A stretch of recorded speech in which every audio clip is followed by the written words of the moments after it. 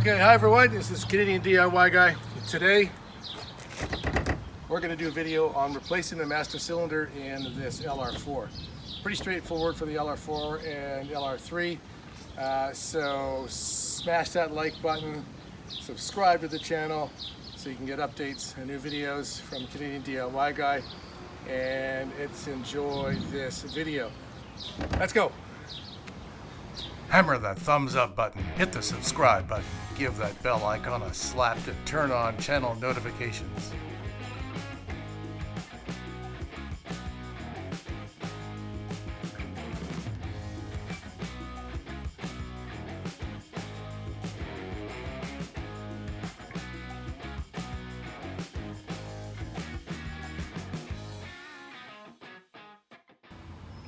Okay, so we're inside my LR4, and with the power brakes, it's power assist, so it's an air boost that's attached to the master cylinder. What you want to do to test to see if your master cylinder is solid basically is with the engine off and the ignition off, just pump the air out until that's firm. So the brake pedal is firm. Hold your foot on the brake pedal. And over here, start the vehicle, and my foot should only move maybe half an inch. So let's see what happens when we fire it up. Wow, see how it travels all the way down? Keeps going, keeps going, keeps going, keeps going, all the way to the floor. So we know that, number one, the brake fluid is contaminated, and the master cylinder is in need of replacement. And here we go.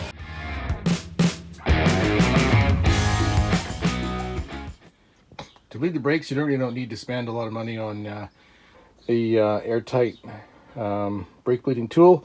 You basically just need to get yourself a large enough bottle and a 3/16 tube, drill bit with a 5/16 drill in it, a zip tie, and the cap. So what we're going to do is drill a 5/16 hole in the middle of that cap, put the pipe through, and on the other side of this cap, put the zip tie on the clear plastic tube, and to prevent it from falling out when we're bleeding the brakes. So let's get at it. By using the 5/16 drill, you have a nice snug fit on the 3/16 clear tube, and you will not get any air leaks on it.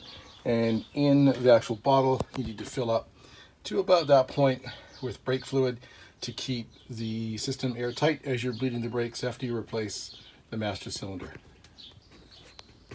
Make sure that when you attach the zip tie to the clear tube, that you have just enough of that tube to go down to the bottom of the bottle and not curl up. So you want it just to get flush with the bottom. So you just press this down a little bit. You just eye it, you don't have to measure it. Test it if you want. And just a little bit longer. You can see where the tube is just touching the bottom. So I'm gonna press this a little more. There you go. When you screw the cap on, you should be at the bottom of that bottle, which will give you the right length. There you go. That's the top. And then we'll put on the zip tie on the underside of the cap to hold that tube in place when we're bleeding the brakes.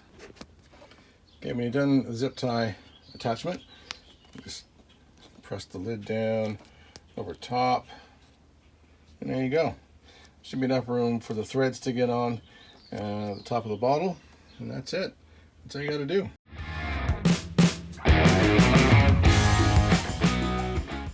We've got our OEM .4 brake fluid and the replacement OEM master cylinder from our good friend Land Rover Metro West.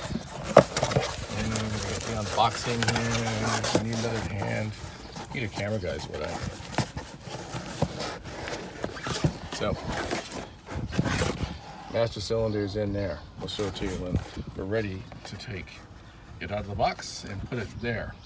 Tricky bit of business here, as we can see, is brake fluid is not clear, so it's probably got air and it's probably lost its well, lost its usable,